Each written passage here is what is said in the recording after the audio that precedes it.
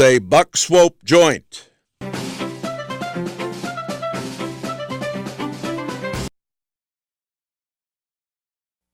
My name's Tim Day. I live at 7329 Nottingham, 63119.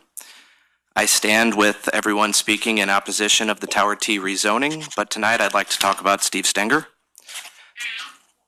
Mr. Stenger, you ran on a reform platform and you promised this audit, and this audit came out and I went back and read it. You tout this audit on your website like this is some sort of achievement.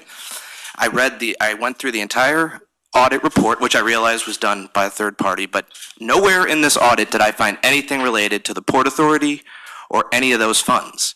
And this was supposed to be top to bottom, full accounting of everything, and you're out there touting yourself as this is some sort of achievement. The Port Authority numbers that we've been waiting on, I don't know if they're going to be released on August 3rd, right before the election. I don't know if they're ever going to be released.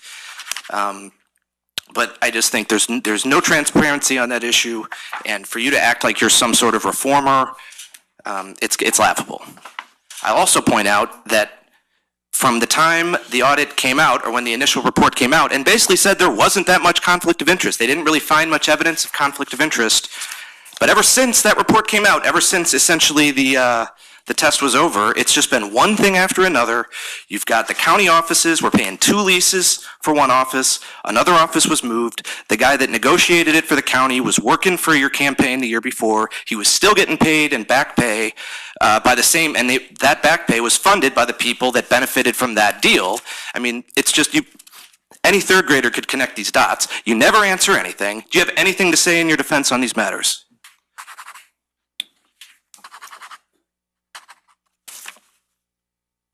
I didn't think you would. We can do better. We will do better. Get this mother off the field. I am disappointed in you, Mr. Stenger. I'm glad you're here. You're hardly ever here, but I'm disappointed in you. Last week, I watched the council meeting this week, and Chairman Page, the demeanor that you had and how he dealt with you is, I couldn't even imagine. I commend you for that. It's so disrespectful. You talk about playing political shenanigans, and you've done that with the corrections medicine that has come here, and you've done that with the 55 Justice Service employees. This council, the legislative branch, did everything they could for us. They fought for us. They stood up for us, their constituents. And you say you represent us, and you don't. You have the ability and the authority to make your word bond, to make it wood, and you will not. You say one thing and you do another. We are so disappointed in you. A lot of us voted for you. I'm petitioning every person that I know not to. I'm just going to put it out there. I'm petitioning every person I know not to, because you have shown no respect for us. You've balanced the budget on the backs of every county employee. We're going into 11 years. Do something. Do something right. This is not, you were laughing last week about a report that you promised the council as if it was a joke. Our lives are not a joke. Our livelihoods are not a joke. Our responsibilities at home and our bills with the economy and everything going up and up and up is not a joke. And you have the authority, and not only do you have the authority to do something about it, you said that you would. And then everything that you did behind the scenes, you did it so that we wouldn't get it. And then here we see the 2019 budget, and we're not even in it for what you said we deserve. You deserve it. Let's do it now. That's what you said, Mr. Stenger. I am so disappointed in you as a county executive. And I don't know if Mark Mantovani or whoever the Republican is the better person, but in my opinion, as a St. Louis County resident, as a public servant, as a faithful employee, I know that you're not. In the history of St. Louis County since 1951, there have been 8 county executives or county supervisors, as the first 3 were known. And to date, there have been 4 Democrats and 4 Republicans who've held that office. As far back as I can recall, this is the first time in the history of St. Louis County government in which we're faced with an unprecedented problem of the executive branch, the county executive, and the legislative branch, the county council, engaged in a serious adversarial relationship, which has deteriorated to an all-time low over the past year and a half or more. This relationship has reached the point that 6 of the 7-member council has voted to override 8 vetoes by the county executive at 2 recent council meetings, 5 on May 29th and 3 more just last week on July 17th. As anyone following county government can see, this situation is not good for St. Louis County government or for the citizens of St. Louis County. The current situation is both a disappointment and an embarrassment. Based on my observations, it doesn't appear that this situation is going to improve anytime soon. In my opinion, and that of many others, there appears to be only one solution to this problem, which requires a change in leadership in the executive branch, namely the county executive. As such, I hope that the citizens of St. Louis County are paying attention to what is going on in their county government and make their voices heard on August the 7th to reverse this course of poor and absent leadership in St. Louis County. Thank you. This region has lost billions of dollars of opportunity as a result of its systematic, divisive nature.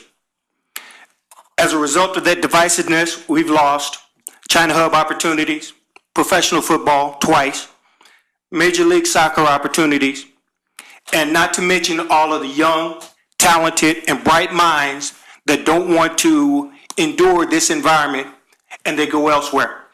I personally left this city and this region and moved to Los Angeles for 6 years. I came back approximately 8 years ago to give this region another opportunity. What I've been met with is the same type of disappointment and frustration that I found here when I left. As you are aware from the many articles in the St. Louis Post-Dispatch, the Cardinal Creative was awarded a $130,000 contract due to, as Sheila Sweeney stated, a relationship to former talk show host Montel Williams. Sheila Sweeney chose a firm, according to the Secretary of State's office, with less than 1 year of service before being awarded a $130,000 contract. What I also find very disturbing is this contract was not awarded to a business with a track record of working in St. Louis County. This contract was awarded to an alleged political favor.